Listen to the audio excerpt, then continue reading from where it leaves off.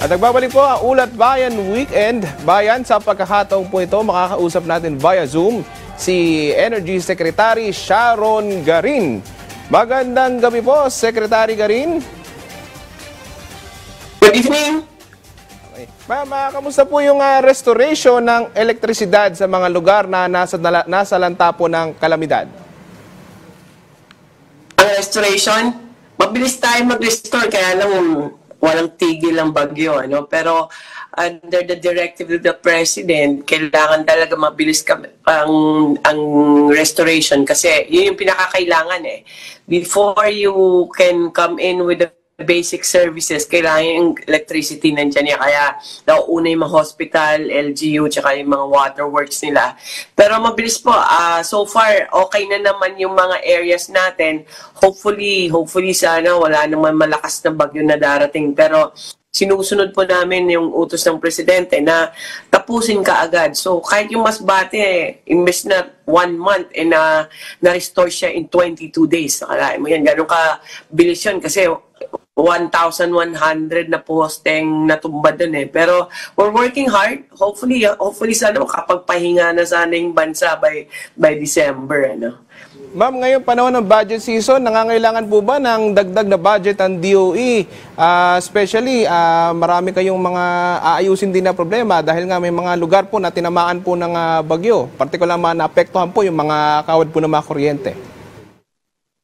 Marami pong pangangailangan pero meron pa namang funding sa NEA na meron silang quick response fund, tapos meron din sila mga co-ops na mga nagvo-volunteer, bawas din yung labor cost sa atin. So tulong-tulungan po ito sa DOE, DOE, NEA, NAPOCOR, mga co-ops natin, tutulungan. Kaya mabilis kasi we are heeding the call of the President that kailangan yung restoration mabilis. Meron lang areas talaga na mas mabagal kasi sobrang hirap talaga. And sabi kasi ng Presidente, imbis kung aayusin nyo lang naman, kailangan stronger and better na ang pagkakaayos. So, yun po yung ginagawa namin para build back better na tayo. Pero as to funding, kaya pa naman natin. At kung kailangan talaga ang ating DBM or ang Department of Finance natin, ready naman to help eh. So far, hindi pa naman kami humihingi ng dagdag. Sec, Luisa Erispe po ito ng PTV. Kanina po ay, singit ko lang Sec, kasi kanina ay medyo lumakas yung ulan at may mga lugar na may mga kababayan tayong nagrereklamo na nawalan sila ng kuryente. Sa ngayon po ba ay bumalik na yung kuryente sa ilang mga lugar na bumagsak ang ulan, lalo po dito sa Metro Manila? So pag may bagyo, ang unang-una dyan ay hindi kami nagmamadali din na pasukan kaagad kasi pag may ano ba tawag dito, may flooding, no? May baha, delikado din pasukin, tsaka baka hindi pa tapos eh. So inuuna namin muna na safety first muna, and tapos pag bumaba na yung tubig, tsaka papasok yung mga tao. So far naman, wala namang total blackout or interruption sa mga lugar natin. Meron lang mga parts lang. Pero minabadali namin once na ma-clear na, pag wala na yung mga obstacles na kailangan nating hintayin, ano, na mawala. So natatapos naman kaagad kasi ito po talaga tinutukan namin kasi kailangan talaga matapos kaagad. Eh. Kaya happy naman kami sa performance ng mga electric co-ops kasi kahit sabihin mo na ang daming problema ng ating pamahalaan, lalo na ng Presidente sa iba't ibang bagay, pero talaga kahit anong mga problems yan, nauuna din niya na bigyan ng atensyon pag may pangangailangan, lalo na pag bagyo, kahit marami siyang kailangan gawin, pupunta yan sa site eh. At binibisita niya yung mga biktima ng bagyo. So really it's almost like a hands-on president para sa akin eh. Kasi talagang pupuntahan niya, kakausapin niya yung mga tao, tatanungin anong kailangan ninyo, and then, sasabihin sa akin or kay sa DSW, kay Secretary Rex or sa DOH, sa lahat ng agencies na doon, ayusin ka agad. So talagang hands-on si President when it comes to this. Sek, may mga lugar pa po sa ating bansa na hanggang ngayon, kahit walang kalamidad, ay wala pa po silang kuryente. Ano po yung programa o kamusta po yung ating electrification program para po magkaroon sila ng kuryente, lalo po dun sa mga liblib na lugar? Opo, kung naalala niyo po nung nag-SONA ang presidente, he mentioned this in the SONA. Ganon ka-importante, SONA-able to. Ito yung tawag namin. So kailangan talaga kasi hindi pa tayo maaabot ng 100%. So this is a basic need ng mga tao, ng mga Pilipino na dapat nandyan na. Kaya talagang pinansin to ng presidente during SONA. And so right now, iba-iba yung proseso kasi sobrang laki din ng pangailangan. Higit 2 million yata yung kailangan pa naming ayusin kasi hindi pa tayo umaabot ng 100%. So increase for the first time in history, lumaki yung budget ng NEA. Siguro aabot na siya mga 8 billion. Dati niyan, mga past administration, tig 1 billion, 2 billion, no? Pero ngayon may 8 billion siya para mag-connect na sa mga bahay pa na wala pang electricity. Tapos meron din tayong mga funding para sa mga malalayo talaga ng mga bahay.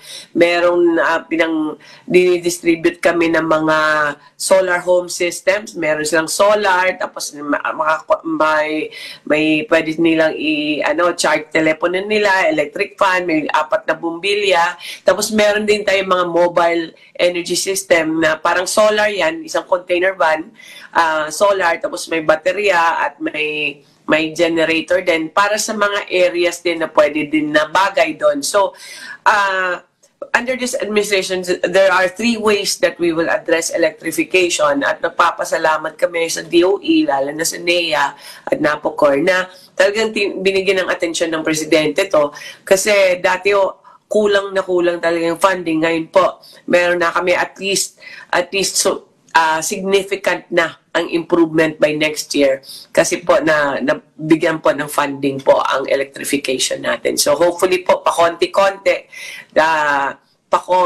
maaabotin natin ang 100% kasi yun po yung objective talaga, directive ng presidente.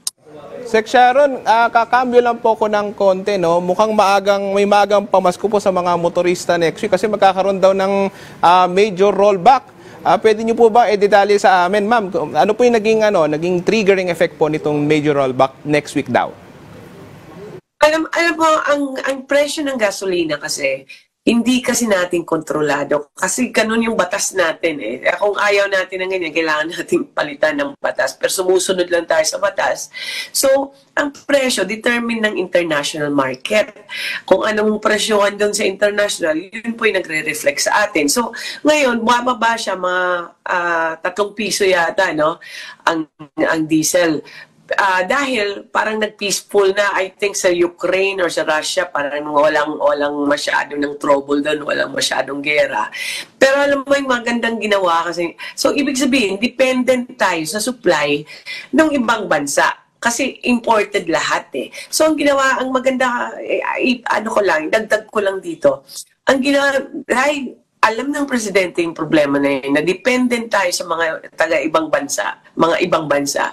So, this year alone, naglagda siya ng 8 contracts para mag-explore tayo kung baka meron tayong oil or gas dito sa Pilipinas. This is the first time in history na 8 kaagad sa isang upuan lang, 8 ang na-award niya. So, this is, yung tawag mo din, energy security, na kahit anong mangyari sa Ukraine, Russia, Middle East, na in the future, inuumpisa na ng presidente na hindi na tayo dependent at hindi sila magsasabi magkano yung presyo ng gasolina or diesel dito sa Pilipinas. Yun po yung good news natin para ngayong taon or ngayong Christmas. Pero right now, pasalamat lang tayo na medyo peaceful ang mundo at bumababa po yung presyo ng gas tsaka diesel.